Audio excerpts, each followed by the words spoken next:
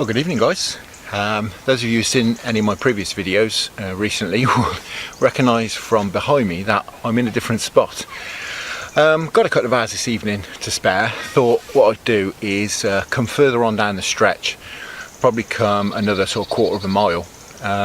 It's a lovely spot. I've seen a few times when I've been walking down here. I've never really fished it. Fancied giving it a go. So turned up now. It's about 7:30. We're starting to lose a light already because it's a little bit cloudy. I've got one rod in, as you can see behind me. I'm going to get the other one in, and then I'll come back to you and have a chat about where we're fishing in the river.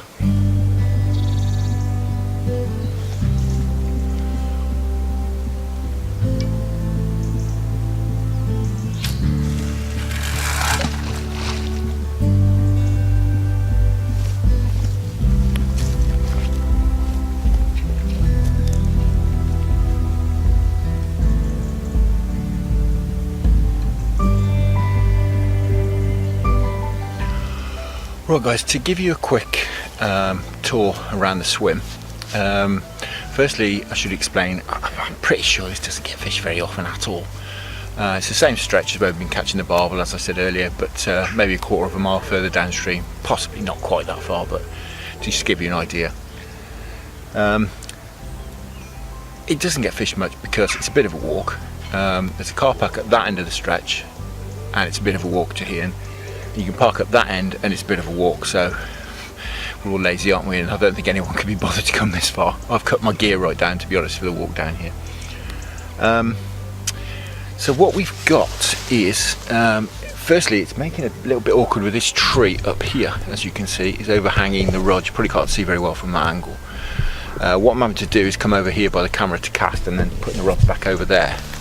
Reason being, like, you can just about see there's a pallet down there, which should actually be a good place to stand and play the fish. So to give you an idea of where I fish in, this is the water here in front of me. What we've got is a very slight bend, and all the water's been thrown onto my bank here. It's all coming through this sort of direction. Water's going that way. I don't know if it'll come out on the camera, but the water through here I think is fairly shallow, and it's fairly weedy, I think, judging by all the boils that are coming up from the bottom. The water surface is boiling away, which tells me it's not very deep and there's lots of obstructions under there. However, as you can probably see on the far side over there, we've got a nice snag, but just to the side of it here and all in this sort of area, it's really slack water over there. Looks beautiful with the weeds there, the overhanging tree here, just looks really nice for a bite.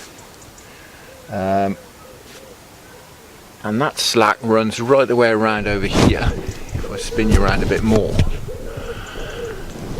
right the way around over here, and my other rod is just sort of behind this tree here on the other side, which is why I've got my rod tip so high, because I need to get my line above the current and drop it into the slack in the back. But just to give you an idea, that's where I'm fishing, in this sort of slack area across the back over there. Sun's come out for us just before it sets. If you've also been watching any of my previous videos, including my rigs video I did recently, thanks for the feedback guys. Quite a few of you finding it helpful. Glad to be of assistance. Hope it all makes sense to you. But what I've done actually is I've got my braided hook links on tonight, and I've got the tubing on. Although this is the running rig setup, I have got that tubing on now, and I'm fishing these braided hook links. See how I get on with them. As I said in that video, I haven't got on with braid very well in the past. I used the Dren and Sink braid, found it far too supple. Just kept getting knots all the time. This time I've got the dark matter on, it's slightly stiffer, and I've feathered the feeder down as well as it went into the water, just to try and straighten everything out. It's a very important point guys. If you're new to fishing, you guys have been fishing for a while, know this, but when you cast, always just try and feather the last few yards before the feeder or the lead or whatever hits the water, even the float. Just try and straighten everything out in a nice straight line. With a bit of luck, And if you're on the ball, you'll be able to see like the feeder or the lead and the bait hit the water at the same time and in a straight line. Anyway, I digress. I've got these braided hook links on, first cast, so I don't know if I've got a big tangle down there or not. They seem to land nicely in the water, so can but hope. The water conditions, it's down almost to its painful level, but there's still some colour in the water, which is a good sign. We're going into dark, so you know that's not really a crucial factor. I'm not going to stay too late tonight, maybe just give it till 9:30 or so, but you know the night's drawing in now, so by 9:30 I shall have got an hour of dark. You can probably hear voices in the background as well. Down this far, down the stretch on the other side, there's a village sort of down that way. Just attached to the village there's a campsite, which is probably a couple of 100 yards down there, which I'm staying well clear of, to be honest. I'm staying up here away from there because people do fish from there. And also there's a big house across here, maybe only 100 metres away, and they're out in their garden at the moment playing football. But I'm sure they'll be in shortly and they'll have gone in, and we'll have a bit of peace and quiet. So apologies for the screaming at the moment.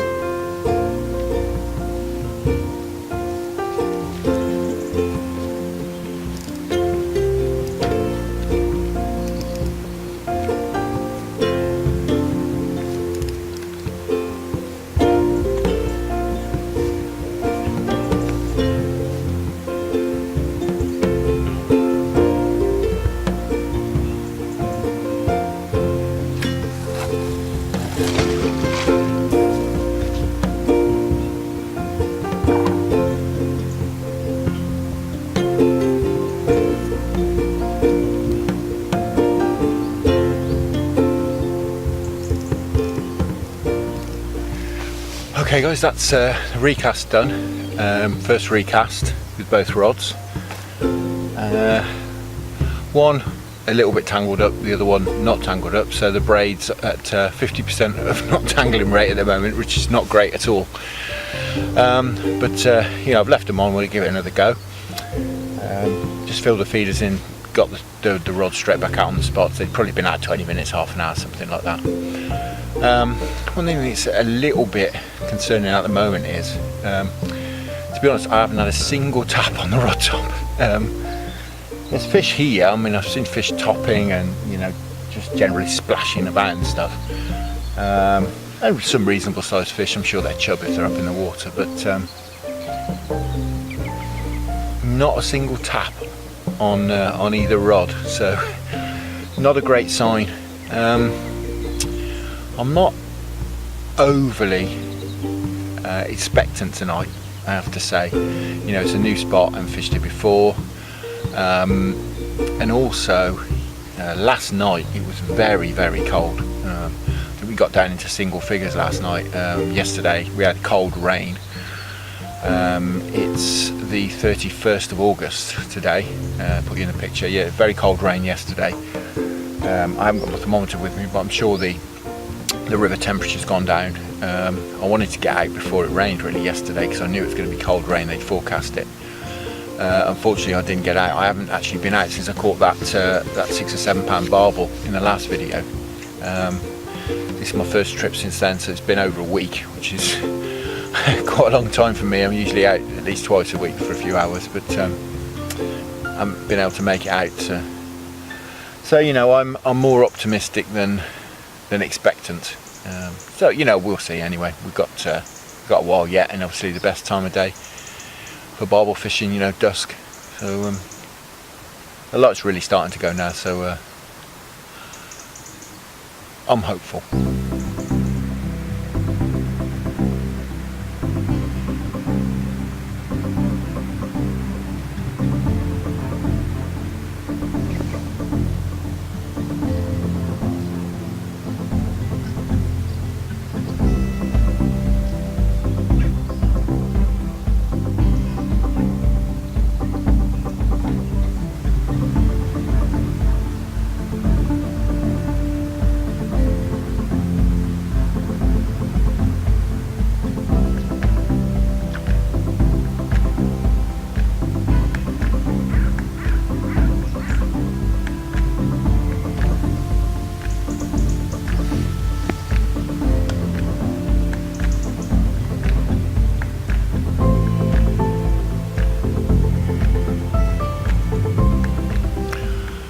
Well guys, it's just gone 8 o'clock and I've just had my first tap on the rod that's across on the other side, the one that's straight over the river.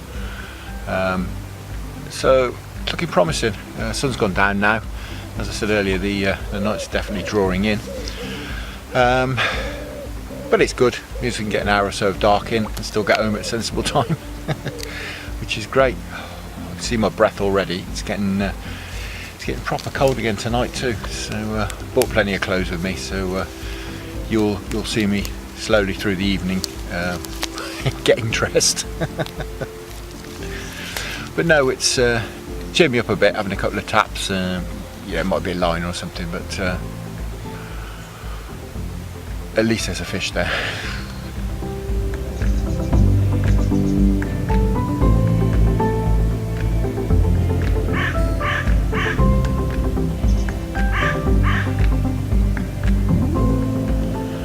Well guys, we're getting a few bites now. We've had a few half decent clangs. It's getting properly dark now. I've said it before and I'll say it again. This camcorder does show it as much lighter than it is. As you see, I've got my head torch on now. Just contemplating recasting, just so I can just about see where I'm casting over there, but getting some clang, so I'm going to leave it alone. Certainly for 10 or 15 minutes. If you saw my rig video, I said on there that I was going to put some luminous tape around my rod tips. I've done that. Not sure how good it's going to be. It's glowing at the moment though, to be fair, and obviously the darker it gets the more it's glowing. Not sure it'll be too much use on its own. I've got my torch on a ball joint at the ready. Good swim for that actually. I can put it just down here on the floor, pointing upwards at the rod tips. So I think we'll be able to give that a go as well, but there's something having a munch away down there, and you know, perhaps a blank's not on the cards.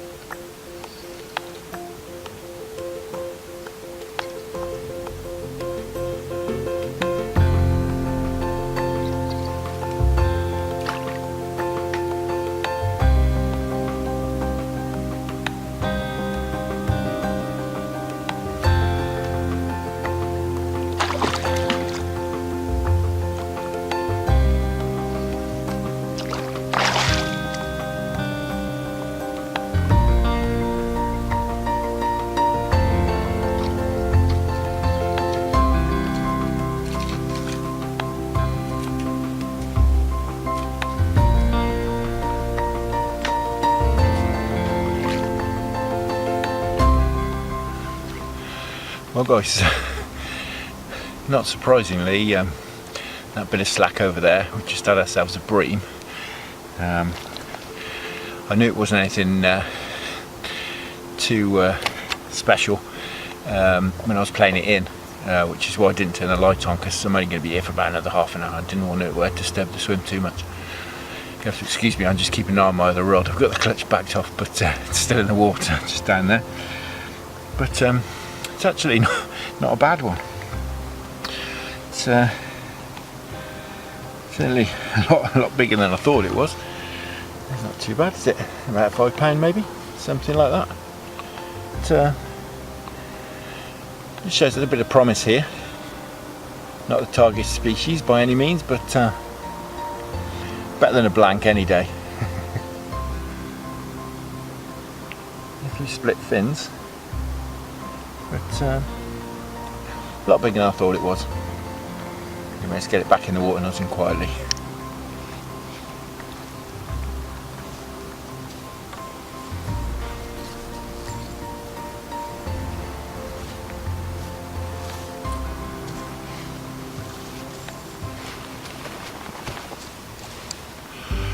Well guys, not a complete failure, but not that successful either. We had that bream, I've had a few knocks, had another bite which the fish ripped the boilie off, so I'm assuming that's a chub. You know, so for a first go in a new swim, it's not bad at all. You know, I wasn't expecting to drop in here and catch half a dozen barbel or anything, but you know, there's plenty of fish around. I could hear them splashing, and the river here is really alive. But we've learnt plenty. I'm kind of glad in a way I caught a bream first off in here, because I stood down there, played it, stood on that pallet. Firstly, my rod kept clanging in the tree. The tree seemed clear enough for me to play a fish, but it's obviously not, so I've learnt that I'm not going to stand down there in future. Every time I stand on that pallet as well, it creaks and groans, so I don't think I'll be standing on that unless I really have to. Don't want to end up in the water. It's 3 or 4 foot deep under that pallet, so that's not what I want to be doing at 9:30 at night. Didn't get as cold as I thought either, so that's not too bad. And the water's, I stuck my hand in, it has cooled down a little bit, which has perhaps put the fish off maybe a little bit, but you know, we had some positives out of it, didn't we, and some negatives. The fluorescent tape, not great. It does glow, not really enough to be able to see bites, and you need to be fairly close to it, so that's a no-go. I think I'm going to take that off the rods. So I keep calling it fluorescent tape, luminous tape. However, I went back to the old school with the torch on the rod tips. I really don't like a torch. It spoils your night vision, but I could set it up. I didn't have it quite right tonight, but I can set it up so that it's pointing away from me and away from the river and away from the fish, and it doesn't affect my night vision. So I'm going to persevere with that. As I said, the alternative really is beta lights, which I'm really not a great fan of. I suppose I could bring my bite alarms, but I'm not a great fan of bite alarms either, to be honest. But I do like the torch on the top of the rods as well, because you guys can see what's happening. You know, I can film everything, I can get the bites on camera and stuff, so I think I'm going to persevere with that, put up with it from my point of view, because it does make for better viewing. So we'll be back here, I think. Not in a massive rush to get back here. I wanted to find another peg as well, because we've been hammering that peg a little bit. We're fishing there twice a week, and to be honest, I don't want to blow it. You know, if we fish it too much, it's just going to blow, isn't it? So I wanted to find another spot so we can come up here. You know, we can catch some fish, which is great. So I think we'll alternate between the two. Hopefully I should have a session back in the Barbel swim, as we started calling it. Anastasia's been away this week. She should be back at the weekend, so perhaps she'll come along as well. But until then, enjoy your own fishing. Thanks very much for watching, and we'll see you again next time.